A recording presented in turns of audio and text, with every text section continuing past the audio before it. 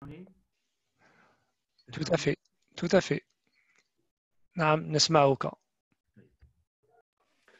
بسم الله والحمد لله والصلاة والسلام على رسول الله وعلى آله وأصحابه ومن والاه. فأولا نريد أن أشكر لإخوتي مسجد بوسي سان جورج على هذه الدعوة التي هي فرصة لي لأتكلم عن كتاب الله عز وجل.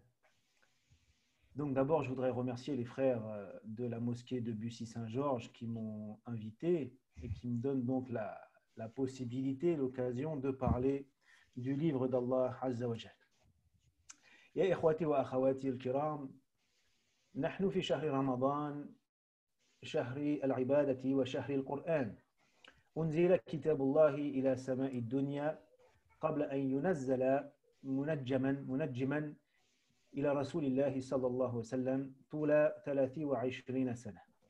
وبدأ الوحي في شهر رمضان، وقال الله عز وجل: شهر رمضان الذي أنزل فيه القرآن. ففيه علاقة برمضان وعلاقة رمضان بالقرآن. Mes chers frères, mes chères sœurs, nous sommes dans le mois de Ramadan, le mois de l'adoration, le mois du Coran. Allah, ce Coran qui a été révélé, qui est descendu au ciel de cette dunya durant le mois de Ramadan, pour ensuite être révélé par fragments à notre prophète sallallahu alayhi wa sallam sur une période de 23 années. Et la première révélation a eu lieu durant le mois de Ramadan. Allah nous dit Shahru Ramadan, le mois de Ramadan, durant lequel le Coran fut révélé. Donc il y a clairement, on voit un lien entre le mois de Ramadan et le Coran. إن القرآن كتاب الله ويتضمن ما يحتاج الإنسان إليه كله في كل ميادين حياته. Le Coran, c'est la parole d'Allah et il renferme tout ce dont l'être humain a besoin dans tous les domaines de sa vie. قال الله عز وجل: يا أيها الناس قد جاءتكم موعظة من ربكم وشفاء لما في الصدور وهدى ورحمة للمؤمنين.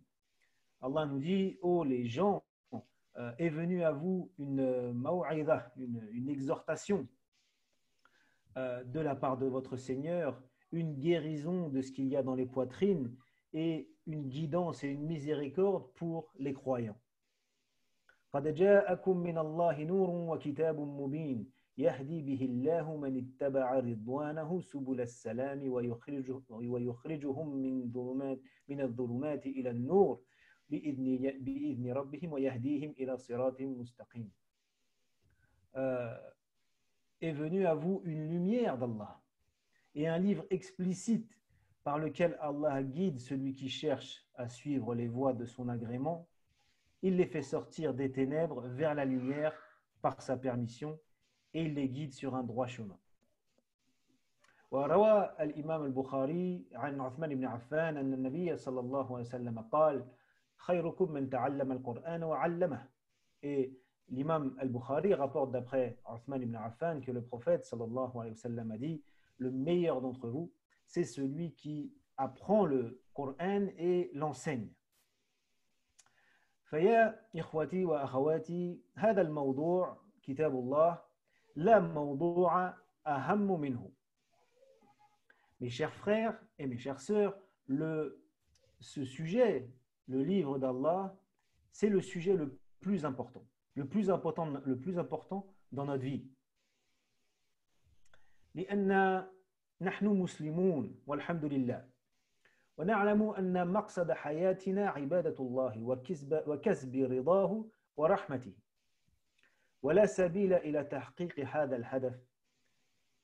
الهدف الرفيع إلا بتكوين صلة قوية بيننا وبين كلام الله عز وجل. Parce que nous sommes, donc c'est le sujet le plus important de notre vie, nous sommes musulmans, alhamdoulilah, et on connaît le but de notre vie. On sait que le but de notre vie, c'est d'adorer Allah et d'obtenir son agrément, d'obtenir sa satisfaction.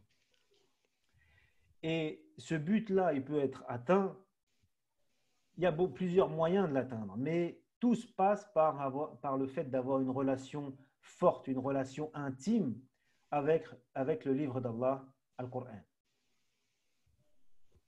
علينا أن نكون شيئا فشيئا على مرور الأيام صلة متينة وخاصة مع القرآن الكريم وأن يكون مؤثرا في قلوبنا فنتغير فتصبغ حياتنا صبغة القرآن.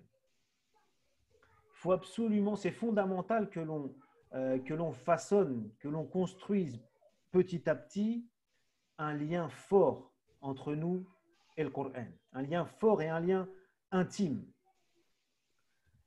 Parce que, pourquoi? Pour que le Coran il ait un effet sur nous, il ait un effet sur notre cœur, et pour qu'il nous fasse changer, et pour que l'on vive, pour que notre vie, on vive dans le moule du Coran al-Karim. ما الفرق بيننا وبين صحابة رسول الله صلى الله عليه وسلم؟ صلى الله عليه وسلم. الفرق الرئيسي علاقتنا بالقرآن.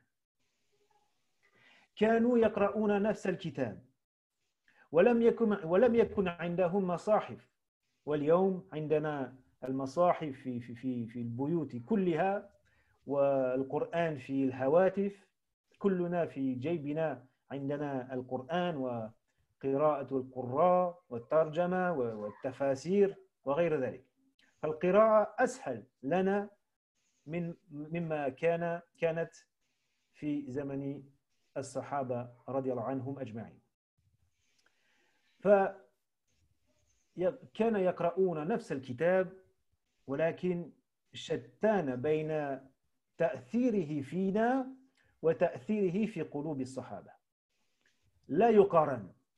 فلماذا؟ أين الخلل؟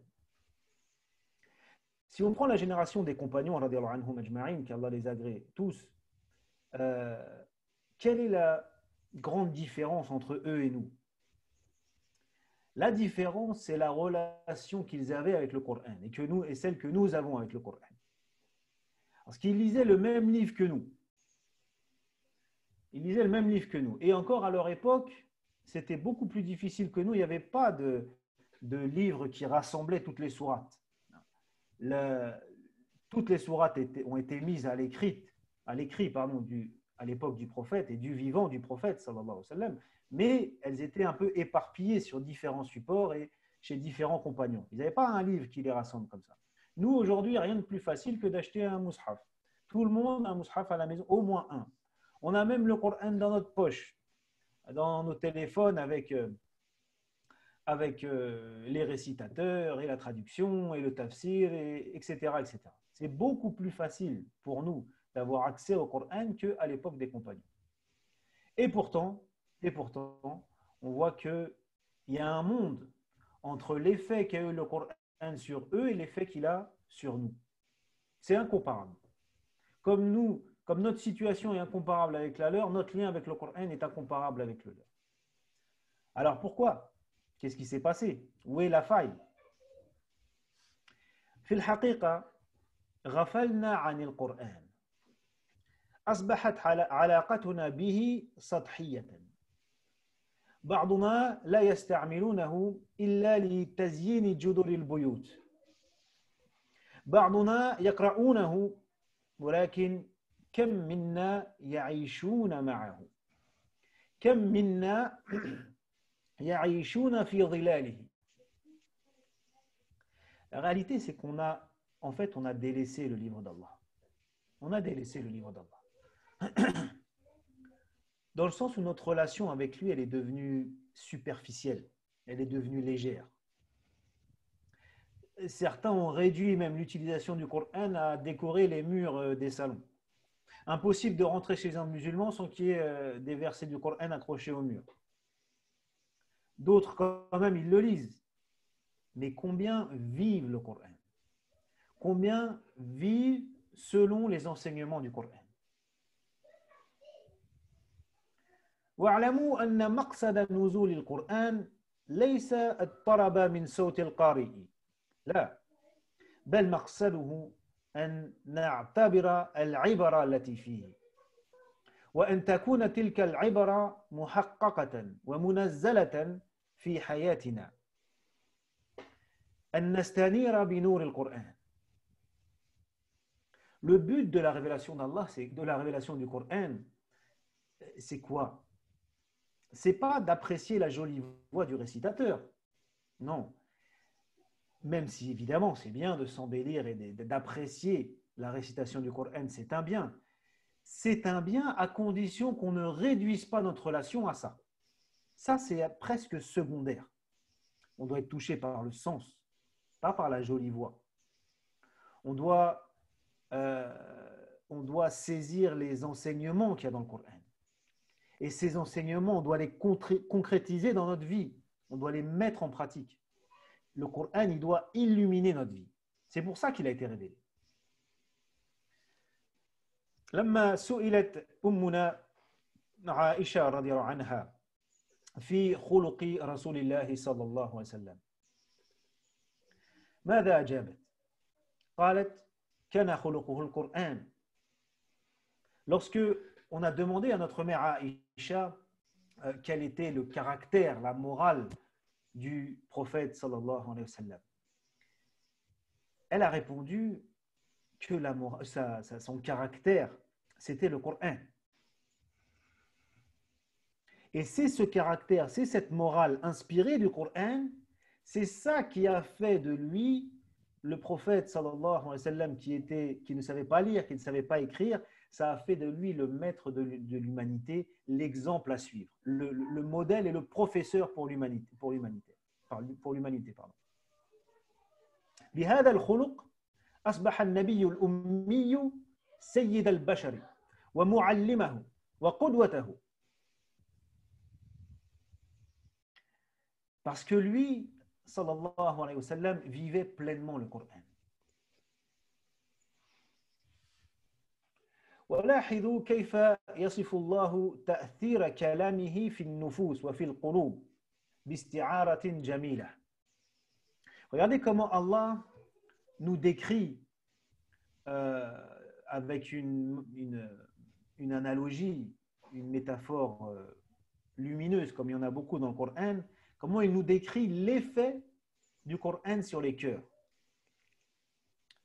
قال تعالى في سورة النحل والله أنزل من السماء ماء فأحيا به الأرض بعد موتها إن في ذلك لآية لقوم يسمعون وإن لكم في الأنعام لعبرة نسقيكم مما في بطون من بين فرث ودم لبنا خالصا سائغا للشاربين.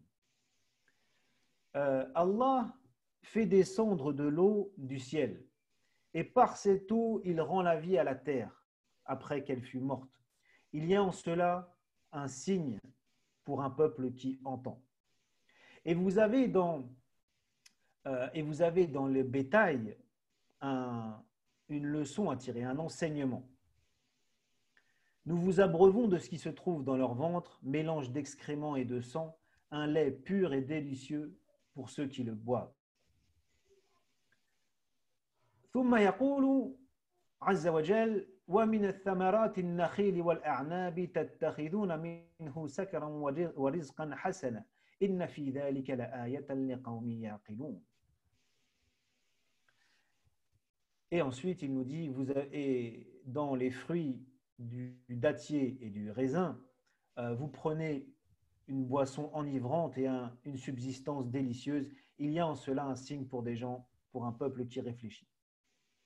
ففي هذه الآية قال الله أن الماء سبب الحياة لولا هو فلا ثمر ولا نبات ولا مرعى فلا أنعم فلكان وجود الحياة مستحيلا. Dans ces versets, Allah nous dit que l'eau est la cause de la présence de la vie. Sans eau, pas de fruits, pas de plantes, pas de pâturage, pas de bétail, et donc la vie serait impossible. وفي الآية قبل هذه الآيات قال عز وجل وما أنزلنا عليك الكتاب إلا لتبين لهم الذي اختلفوا فيه وهدى ورحمة لقوم يؤمنون. Et dans le verset qui est juste avant celui-là, il est dit, nous ne t'avons révélé le livre que pour que tu leur expliques ce sur quoi ils ont divergé et comme guidance et miséricorde pour un peuple qui croit. فنفهم أن الماء ينزل من السماء فيحيي الأرض ولا حياة مادية إلا به وكذلك نزل القرآن ويحيي القلوب ولا حياة روحية إلا به.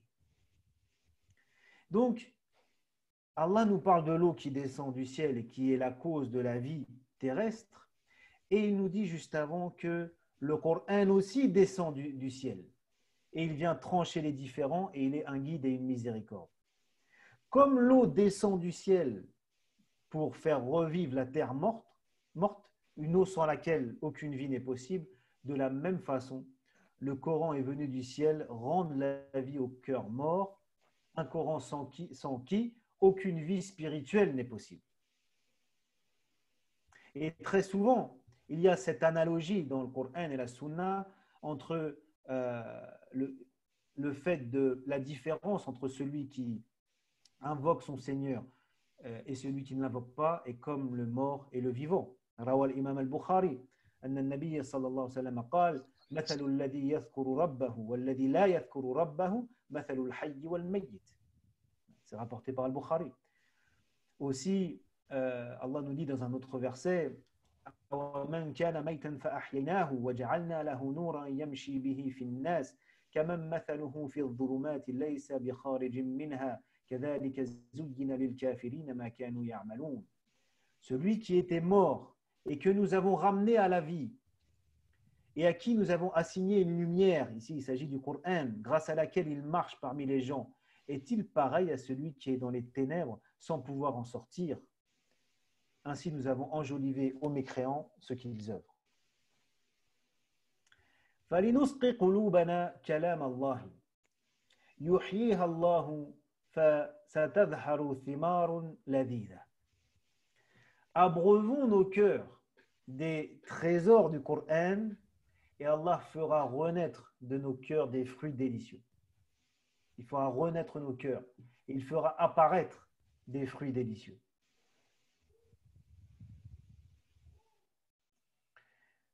إن القرآن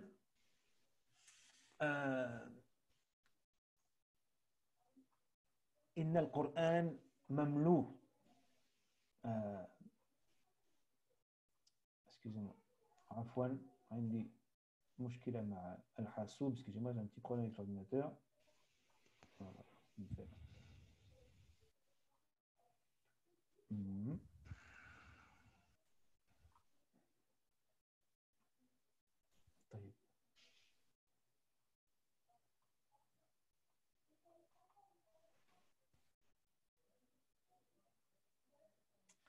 طيب عفوا excusez-moi il y a un petit bug là.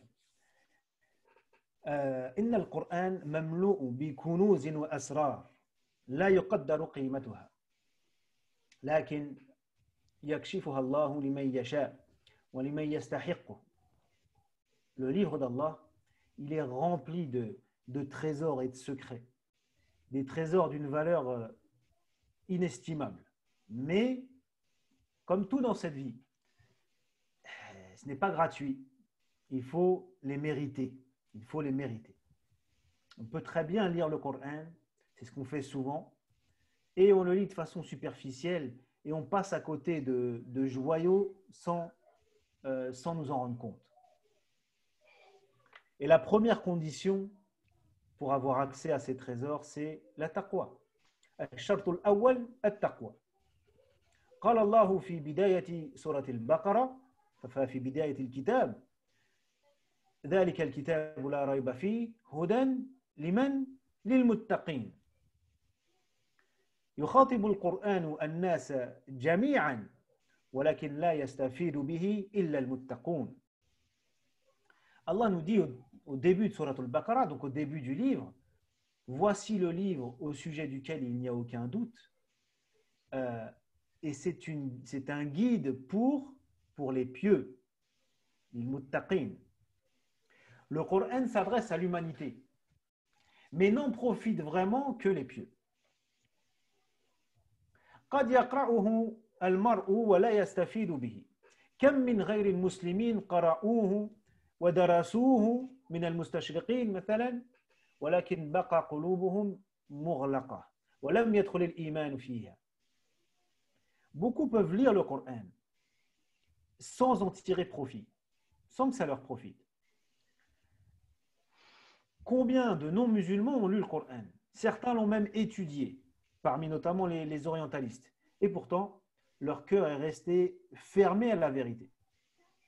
La foi n'est pas rentrée dans leur cœur. Et pourtant, ils ont passé des heures à étudier le Coran. إنما يستفيد به التائب الآمن المحتسب. Pour celui qui profitera du Coran, c'est celui qui le lit en étant repentant, en étant croyant, rempli de croyance et d'espoir dans la miséricorde d'Allah.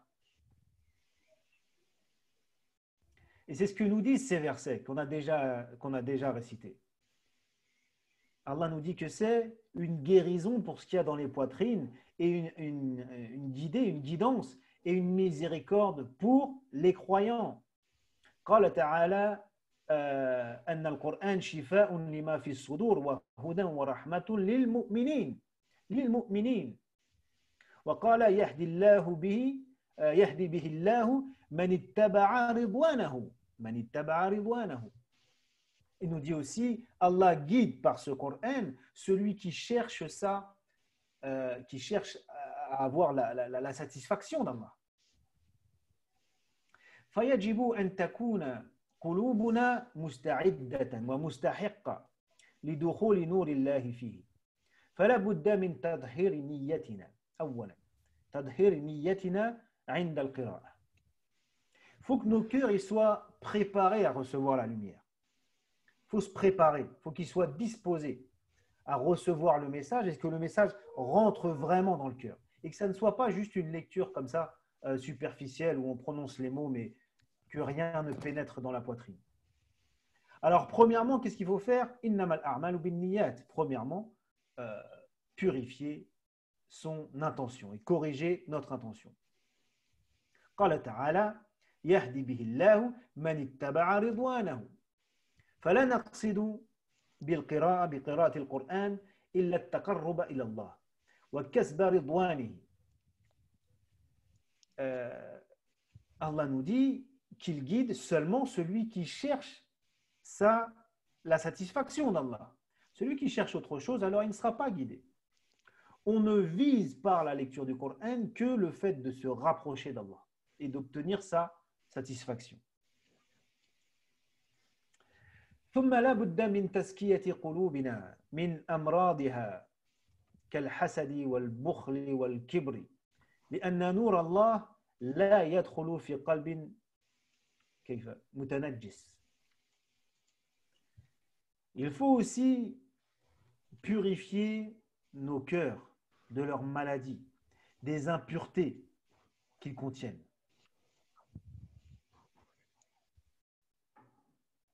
Pourquoi? Parce que la lumière d'Allah, la lumière du Coran, elle ne rentre pas dans un cœur qui est rempli d'impuretés.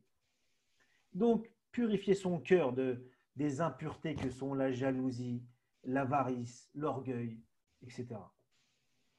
وانتبهوا يا إخوتي وأخواتي أحذركم ونفسي من الكبر التعالي. هذا الأمر خطير جدا. من هو إمام المتكبرين؟ من؟ إبليس لعنة الله عليه. منع كبره عن السجود لآدم. قال أنا خير منه خلقتني من نار وخلقته من طين. ففيه كبر وعنصرية والعنصرية نوع من الكبر. Et là, je fais une parenthèse où je me permets de vous mettre en garde. Je me permets de vous mettre en garde et je me mets moi-même en garde contre quelque chose de très dangereux. L'orgueil. L'orgueil, le fait de se sentir supérieur aux autres, puisqu'on parlait des maladies du cœur. Qui est le premier à avoir été orgueilleux? C'est qui l'imam des orgueilleux? c'est Iblis, c'est Shaitan, notre ennemi à tous. Qu'est-ce qui l'a empêché de se prosterner devant Adam et donc d'obéir à Allah? C'est son kibr, c'est ça, son orgueil. Il a dit je suis meilleur que lui. Comment ça, je vais me prosterner devant lui? Je suis meilleur que lui. Tu m'as créé de feu et tu l'as créé de terre.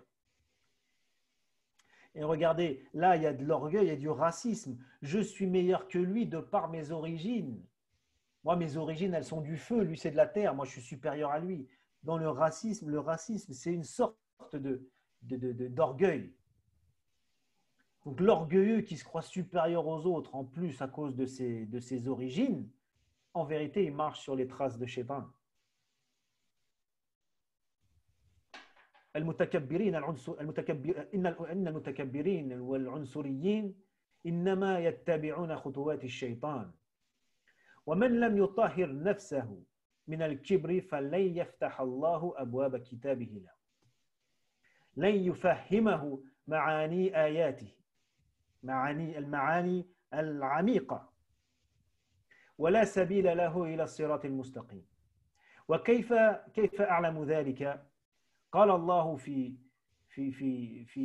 آية مخيفة قال عز وجل سأصرف عن آياتي الذين يتكبرون في الأرض بغير الحق وإن يروا كل آية لا يؤمنوا بها وإن يروا سبيل الرشد لا يتخذوه سبيلا وإن يروا سبيل الغي يتخذوه سبيلا ذلك بأنهم كذبوا بآياتنا وكانوا عنها غافلين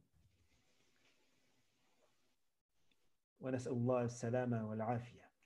Celui qui ne purifie pas son cœur de l'orgueil et de ce complexe de supériorité comme ça, alors il n'aura jamais accès au sens profond du Coran.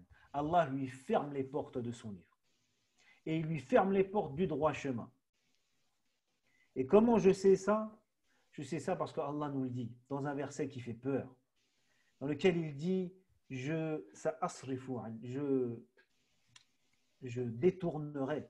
détournerai de mes signes, de mes versets. Vous savez, c'est le même mot pour signe et pour verset. Je détournerai de mes versets ceux qui s'enorgueillissent sur terre sans aucun droit. Et s'ils voyaient tous les signes, ils n'y croiraient pas. Et s'ils voient le chemin droit, ils ne l'emprunteront pas. Et s'ils voient le chemin de l'égarement, ils l'emprunteront. Pourquoi? Parce qu'ils ont traité de mensonges nos versets et ils les ont négligés. Ils se sont détournés d'eux. فالاستفادة بالقرآن تتطلب قطعا تزكية النفس واجتناب المعاصي. La purification du nafs et éviter les péchés, c'est une condition sine qua non pour avoir accès au Coran, pour profiter du Coran. Vous voyez, tout ne se passe pas au moment de la lecture. On va venir un peu plus tard sur au moment de la lecture, dans quel état d'esprit il faut être. Mais ça se passe aussi déjà en dehors. S'il me reste un peu de temps. Oui, ça va, Inch'Allah. Inch'Allah, ça va. Non, alhamdoulilah, il vous reste du temps. Juste pour notre frère Yazid, je ne peux pas vous entendre à cause du micro. Après, s'il y a des questions, après, je débrancherai le micro. Mais si vous voulez me dire quelque chose, c'est mieux de l'écrire dans le chat. Barakallahu fik. Donc, la purification du nafs, éviter les péchés, c'est indispensable. Cherchez pas. Celui qui se complaît dans les péchés, il n'aura pas accès au sens du Coran, au véritable sens du Coran. Parce qu'il ne le mérite pas. Ces trésors-là, je vous ai dit, ils sont inestimables. Ils valent plus que tous les biens de ce bas monde. Et il faut les mériter, subhanallah. إن الذنوب حجاب بين المذنب وبين ربه وتمنعه فهم القرآن. الذنوب تحجب القلب فلم يعد يشعر شيئا عند تلاوة القرآن ولا سبيل للعقل إلى فهمه. Les péchés, pourquoi est-ce qu'ils nous empêchent d'avoir accès au sens du Coran? Parce qu'ils forment un voile.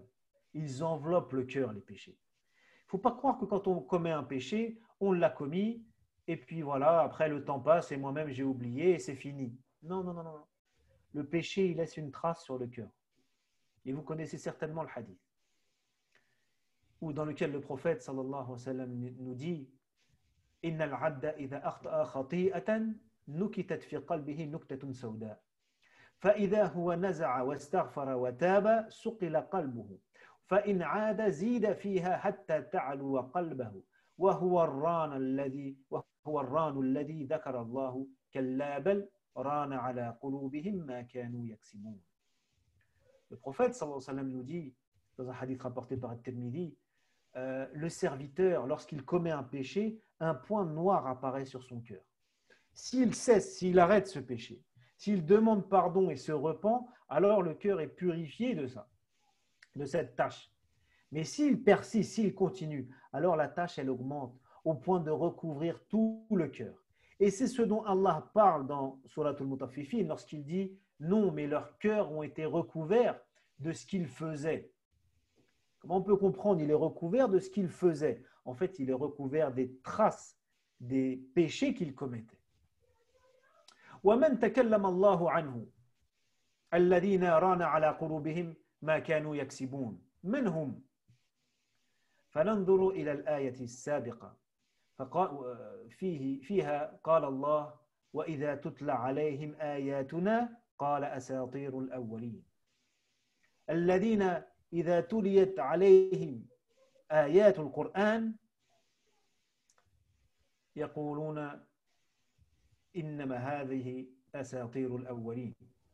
De qui Allah parle lorsqu'il dit mais non, leur cœur a été enveloppé de ce qu'ils faisaient, des traces des péchés qu'ils faisaient. De qui parle-t-il? Eh bien, on regarde le verset juste avant, et il parle de celui qui, lorsqu'on lui récite les versets du Coran, lorsqu'on lui récite les versets d'Allah, il dit ça, c'est des histoires à l'ancienne, ça c'est des histoires pour les gens d'avant. Vous voyez, la même chose qu'on nous dit aujourd'hui, subhanallah. La même chose qu'on nous dit aujourd'hui, oui, c'est moyenâgeux, c'est obscurantiste. Hein. Aujourd'hui, maintenant, c'est l'époque moderne, c'est bon, on est passé à autre chose. On n'a plus besoin de ces choses-là, comme le Coran, etc. On disait la même chose à l'époque du prophète, mais on disait la même chose à l'époque de tous les prophètes. Mais pour revenir à notre sujet, vous voyez, celui qui dit ça, celui qui, lorsqu'il entend les versets du Coran, il y est insensible. Il n'est pas atteint. Et il prend ça pour des histoires à l'ancienne qui ne le concernent pas. آثار الذنوب على قلوبهم جعلتهم غير قادرين على معرفة الحق. أطفأت الذنوب نور الإيمان في قلوبهم فلا تؤثر الآيات فيها. نعوذ بالله من ذلك. فيجب اجتناب الذنوب على قدر الاستطاعة. ذنوب الجوارح والقلب وذنوب القلب. لأنهم يقتلون القلب فصار لا يميز الحق من الباطل. Donc éviter au maximum les péchés au maximum parce qu'ils tuent le cœur. Et après le cœur il ne distingue plus la vérité et le mensonge. وبشكل عام لا بد من تقوية إيماننا لأن المؤمن كلما ازداد إيمانا ازداد بصيرة وفقها. Et d'une façon plus générale, d'un point de vue plus général, il faut renforcer notre lien avec Allah. Parce que plus il est fort, plus le croyant, plus la foi du croyant augmente, plus son lien avec Allah est fort, plus sa clairvoyance augmente. Et plus la compréhension profonde des versets apparaît. قال تعالى إنما المؤمنون الذين إذا ذكر الله وجلت قلوبهم وإذا تليت عليهم آياته زادتهم إيمانا وعلى ربهم يتوكلون.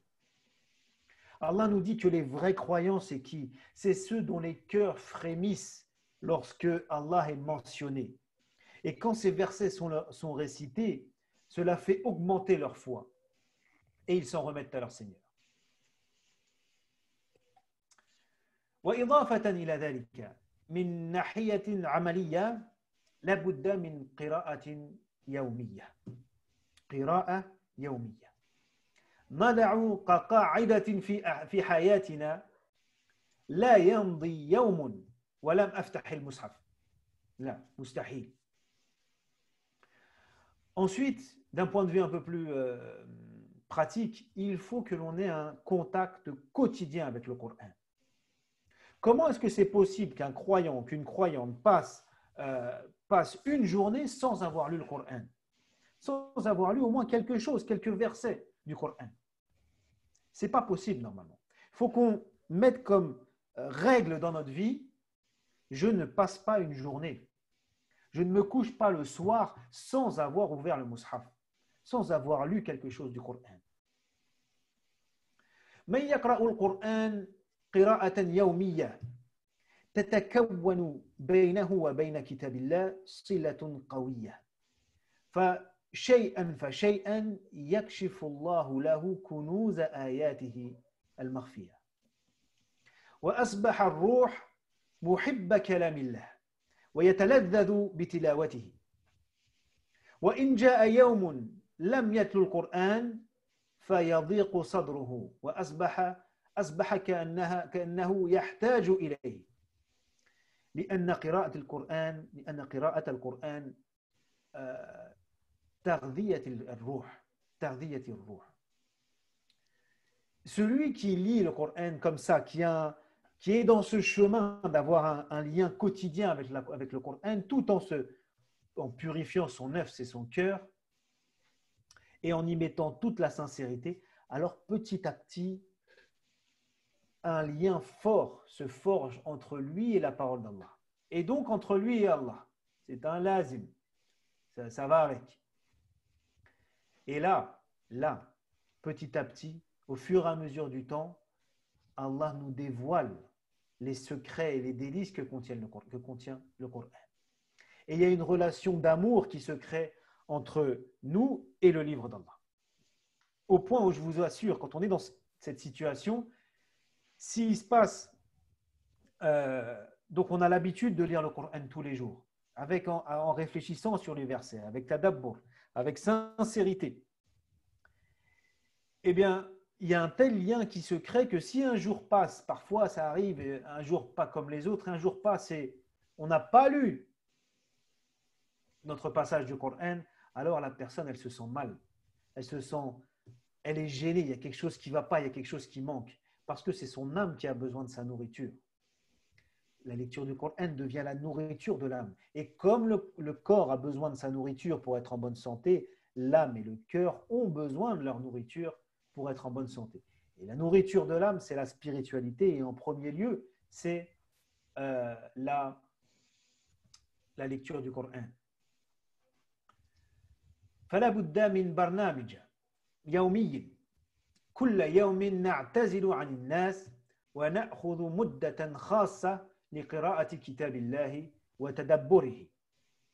Donc il faut se fixer un programme. Ne vous dites pas oui, dès que j'ai le temps, je le fais. Non, ça marche jamais ça. D'ailleurs, quoi qu'on fasse dans la vie, dès que j'ai le temps, je le fais, ça marche pas. Il faut se fixer un programme.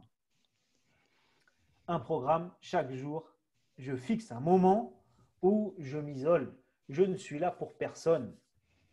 Je ne suis là pour personne. Je m'isole et je consacre un moment à la lecture du livre d'Allah et à la réflexion sur les versets d'Allah. ويشترط الاستقامة فالمفروض ألا تكون المدة أطول مما ينبغي. 15 دقيقة كافية. قال رسول الله صلى الله عليه وسلم إن أحب الأعمال إلى الله أدومها وإن قل. من أسباب النجاح في هذا الكون الاستقامة في العبادات وفي غير العبادات حتى في الأمور الدنيوية. Et ce qui est nécessaire aussi, ce qui est indispensable, c'est la constance. La constance.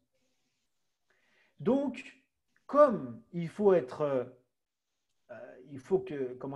respecter notre programme sur la durée, il ne faut pas se fixer un moment trop long. 15 minutes, ça suffit, plus ou moins, après chacun selon ses disponibilités.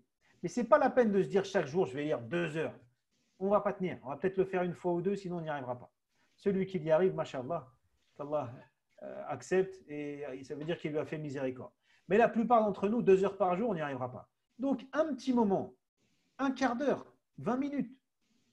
Le prophète, sallallahu alayhi wa sallam, nous dit, l'action la plus aimée par Allah, c'est celle qui perdure, qui est sur la durée.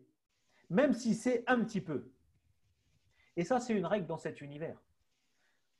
Une des causes de la réussite, la constance. La constance et la persévérance. Même dans les affaires de ce bas monde. Et aussi dans l'adoration et dans notre spiritualité. La constance, c'est ça qui paye. Ce n'est pas de faire beaucoup une fois et après de délaisser pendant un moment. Non. Peu, mais chaque jour. Peu, mais chaque jour. فنقرأ صفحة أو نصف صفحة أكثر أو أقل بحسب ما هو ممكن ونقرأه جهرا بصوت عال.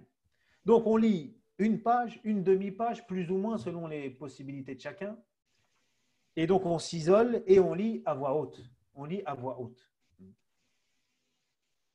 Alors, il y a évidemment nos frères ou nos sœurs qui n'ont pas accès à la langue arabe. À cela, je leur donnerais comme conseil de se fixer un passage, mais de s'appuyer sur la traduction. Sachant que la traduction, ça n'est plus le Coran. Hein. La traduction, ça n'est plus le Coran. La traduction, c'est un outil, c'est un effort d'un être humain, mais ce n'est plus la parole d'Allah. C'est un être humain qui a transcrit une partie du sens des versets, mais ce n'est plus la parole d'Allah. Donc on va s'en servir comme un outil, mais on ne va pas se suffire de ça. Il faut lire en arabe le passage et ensuite lire la traduction. Et comme ça, petit à petit, toujours pareil, avec constance chaque jour, vous allez quand même vous imprégner, même si ce n'est pas comme le lire évidemment dans sa langue originelle seulement, ce n'est pas comme le comprendre directement de l'arabe, mais quand même vous allez vous imprégner d'une partie des sens du Coran. Et en plus, votre cerveau, il va faire le lien entre des mots qui reviennent, vous savez, il y a des mots qui reviennent dans le Coran, et votre cerveau va faire le lien entre ce mot qui revient tout le temps en français et en arabe, et petit à petit, vous allez augmenter votre vocabulaire coranique, si on peut parler comme ça. Quant à ceux qui ne savent pas lire du tout, ne savent pas du tout déchiffrer la langue arabe, ben là, je vous dis qu'une chose, apprenez. Apprenez. Il y a tous les moyens aujourd'hui pour apprendre. Et c'est un converti qui vous le dit. Hein. Alors, autant devenir arabophone, comprendre les versets, etc., ça demande un investissement qui est faisable, mais qui est lourd. Tout le monde ne pourra pas le faire. Mais apprendre au moins à déchiffrer, apprendre l'alphabet et les règles de lecture pour au moins lire la parole d'Allah correctement, même si c'est sans la comprendre, ça c'est accessible à tout le monde. En quelques semaines, quelques mois, si on est occupé, mais c'est accessible à tout le monde. Et aujourd'hui, il y a les cours en ligne, les instituts, c'est faisable. Il suffit de se donner les moyens et de se le mettre comme une priorité. À vous de voir si vous voulez quitter ce monde sans avoir pu déchiffrer le message qu'Allah vous a adressé. Et donc, avant d'ouvrir le mushaf, je dois me concentrer. قبل بداية القراءة يجب أن نركز ونركز على شيء خاص. Je dois me concentrer avant de me mettre à lire. Je ne me mets pas tout de suite à lire, je me concentre. Je me concentre sur quoi?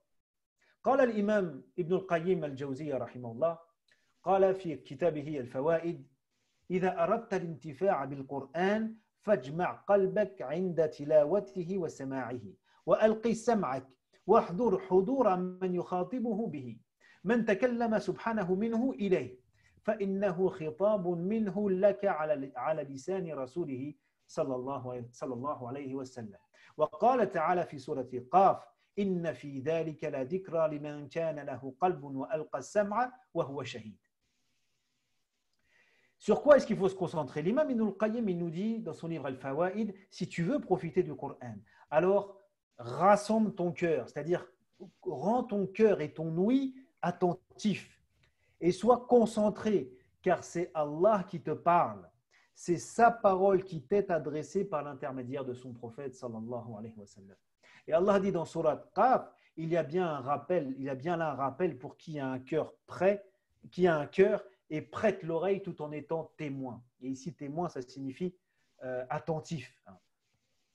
فعند القراءة أستحضر وأتذكر أن الله جل جلاله خالق السماوات والأرض القدير على كل شيء يخاطبني أنا شخصيا. Avant de commencer à lire, il faut se rappeler et sentir au plus profond de soi que c'est Allah subhanahu wa ta'ala, le créateur des cieux et de la terre, celui qui détient la toute-puissance absolue. C'est lui qui va me parler à moi personnellement. Chaque verset du Coran a été révélé et s'adresse à chacun de nous personnellement. يكلمنا الله سبحانه عبر كتابه. فبعد القراءة أتساءل وأتفكر قد كلمني الله عز وجل فماذا قال لي؟ ما جوهر الكلام؟ ما هي العبر يجب أن أستخرجها؟ ما يريد الله مني بعد أن قد كلمني. Une fois que j'ai lu mon passage et que j'ai médité, j'ai compris le sens des versets et que j'y ai réfléchi, je me pose la question. Allah m'a parlé. Que m'a-t-il dit? Quelle est la substance du message? Quels sont les enseignements que je dois tirer? Qu'est-ce qu'Allah il attend de moi maintenant qu'il s'est adressé à moi? Allah s'est adressé à moi, il m'a donné des enseignements. Qu'est-ce qu'il attend de moi maintenant? Qu'est-ce que je dois faire? ثم بعد استخراج العبر أتساءل كيف أحققها؟ كيف أنزل هذه العبر؟ كيف أنزلها في حياتي؟ كيف يكون خلقي مطابقا لها؟ Et donc après, une fois que j'ai lu et que j'ai tiré des enseignements, évidemment, les enseignements, ça ne se finira jamais. Hein. Ça ne veut pas dire qu'on a lu, on a tiré tous les enseignements. Non, bien sûr. Mais une fois que j'ai fait cette démarche, alors je me pose la question. Comment est-ce que je vais mettre ces enseignements en pratique? Comment est-ce que ma vie, je vais me comporter, je vais vivre conformément à ces enseignements? Et vous savez, quand on est dans cette démarche, subhanallah, il y a des versets, des fois, on les a lus 10, 20, 100, 1000 fois et on est passé dessus comme ça. Et à force de faire ces efforts, un jour, Allah décide que ce jour-là, on a mérité. Ce jour-là, on a mérité une pépite. Alors, on relit ce verset qu'on a lu déjà 1000 fois et là, il y a un sens qui nous vient, un sens profond qui nous vient. On était passé à côté toute notre vie. Et on se dit, subhanallah. Mais c'est ça que le verset il me dit. Et je ne l'avais jamais compris. Parfois même des versets qu'on a appris par cœur. Ça veut dire on les a répétés, on ne sait combien de fois. Mais on n'a pas saisi le sens. Et un jour, ça vient, subhanallah. Bon, il va falloir qu'on s'arrête là. Nas'alullah an yaj'alana min ahli al-Qur'an wa an yaj'ala al-Qur'ana nura sadrina wa jala'a huznina wa dhahaba hammina wa akhira da'wana anil hamdulillahi rabbil alamin. Alhamdulillah Rabbil Alamin. Nous avons une question d'une sœur. Est-ce que tu m'entends, Cheikh Vincent? Oui, j'ai enlevé le micro. Là, le son, vous m'entendez là? Oui, on t'entend très bien. D'accord? Je vais te lire la question.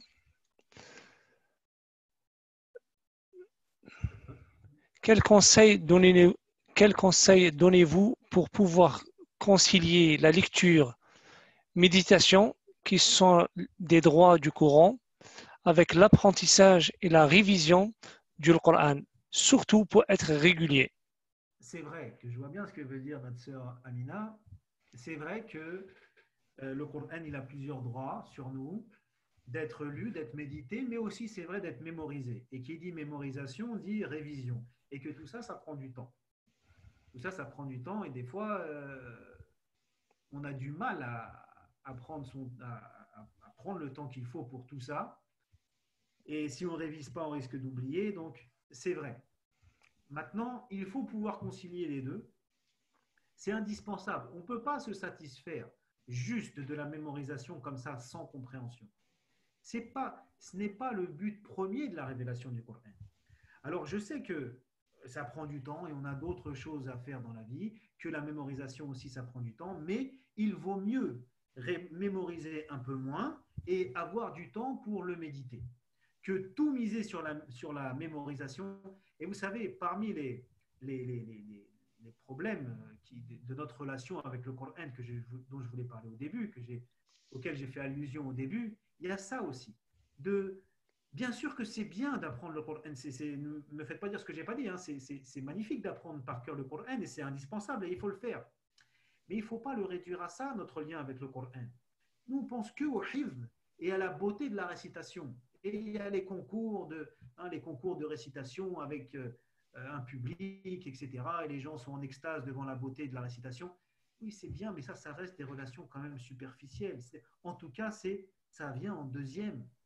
La première cause de pourquoi est-ce que Allah nous a révélé le Coran, pour que ce soit le guide de notre vie, pour qu'il illumine notre vie et qu'on le vive le Coran. C'est d'abord pour ça, subhanallah.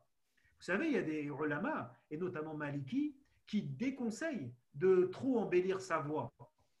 Ils n'aiment pas quand ça chante trop, parce que c'est comme si on détourne. Vous savez, des fois, il y a des gens, ils sont touchés par la voix par la façon de réciter et la voix du récitateur, comme ils seraient touchés par une chanson. En vérité, c'est ça. Parfois, le sens, il est très dur, très grave, mais eux, ils sont en extase devant la beauté de la voix. Alors là, on parlait de la mémorisation, mais ça va un petit peu ensemble. Alors, pour revenir à la question de notre sœur, il faut trouver le moyen de concilier les deux, de donner du temps aux deux. Et donner du temps, cette histoire de temps, vous savez, déjà, le temps, c'est quelque chose de très important. C'est fondamental. C'est le capital qu'Allah nous a donné. Qu'est-ce qu'Allah nous a donné pour accomplir notre mission sur Terre? C'est du temps. Et une fois qu'on a consommé tout notre temps, ça y est, c'est fini. Donc, le temps, c'est comme le capital pour un homme d'affaires. Donc, il ne faut pas le gaspiller, déjà, premièrement. Vous ne verrez jamais quelqu'un qui est proche d'Allah et qui perd son temps. Et ensuite, il faut se fixer des priorités. Il faut se fixer des priorités. Et le reste, c'est-à-dire qu'on a des priorités dans notre vie, des choses qu'on met au centre de notre emploi du temps et qui ne bougent pas. C'est les priorités. Et le reste vient là où il reste de la place et pas le contraire.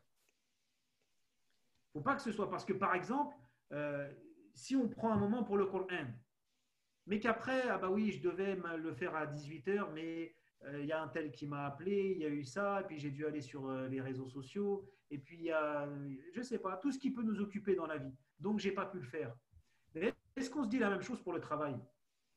Est-ce qu'au moment d'aller au travail à 8h, bon, en ce moment, on est confiné, mais en temps normal, est-ce qu'au moment d'aller au travail, on se dit, ouais, mais j'ai pas pu aller au travail parce qu'il y avait un tel qui m'a appelé, et puis je devais faire ça, et puis non, on ne le fait pas, ça. On y va à 8h au travail. Et tout le reste passe après. Pourquoi? Parce que le travail, c'est une priorité dans notre vie. Je ne dis pas qu'il ne faut pas travailler, évidemment qu'il faut travailler et que c'est important, mais notre lien avec Allah, notre relation avec le Coran aussi doit être une priorité dans notre vie. Et donc, il faut se donner le temps. Et il faut que ça prenne sur d'autres choses secondaires. Alors, je n'ai pas évidemment un emploi du temps tout prêt, clé en main à donner à notre sœur Amina, mais c'est ça, il faut se mettre ça comme une priorité dans notre vie. Et Inch'Allah, on y arrive. Inch'Allah, on y arrive. Et mémoriser un petit peu moins pour passer du temps sur la méditation, ou l'inverse si c'est plutôt dans la mémorisation qu'il y a un manque. Wallahu a'lam. J'espère que j'ai répondu à la question. Barakallahu fika, Cheikh. Nous sommes arrivés presque plus exactement à 19h, donc c'est la fin. Inch'Allah, on va faire un rappel pour dire à nos fidèles qu'une deuxième conférence va débuter à 19h30 avec le Cheikh, notre imam Abdelhamid Mazouz. Barakallahu fikum. اللهم اجعل القرآن حجة إلينا ولا علينا. بارك الله فيك وجزاك الله خير. Merci pour la présence de nos fidèles. Masha'Allah alaikum. Vous étiez nombreux. Et ben, à tout à l'heure, Inch'Allah. Assalamu alaikum wa rahmatullahi wa barakatuh. Barakallahu fikum. Assalamu alaikum.